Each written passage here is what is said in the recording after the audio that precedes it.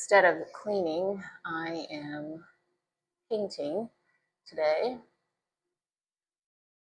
doing a little handy woman work here, and it has me thinking about painting and my prison experience.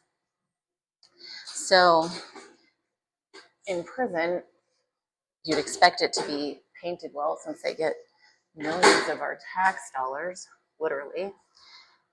But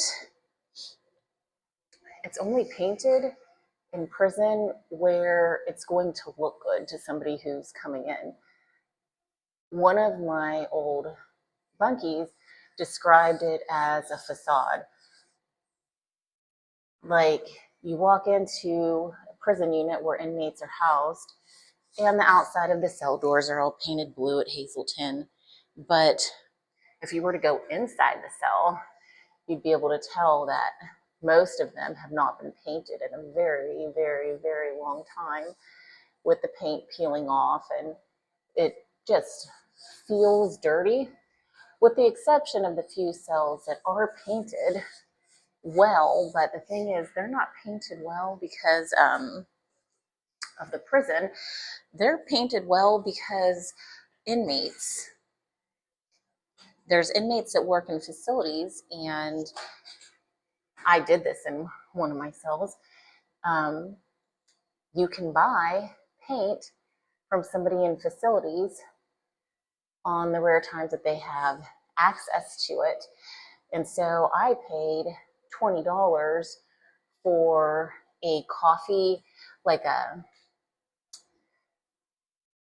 coffee creamer, one of those plastic ones, full of paint.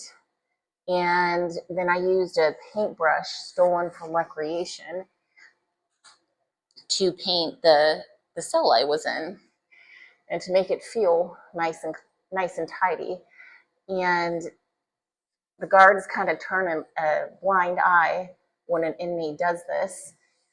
But it's crazy to me that the prison just doesn't have structures painted. I mean, they have the basically free labor of inmates, and they have the paint, although many inmates could attest to the fact that it's normal for an officer to take a 5-gallon bucket of paint home to paint their house instead of using it to paint the facility. So yeah, that's my experience with painting.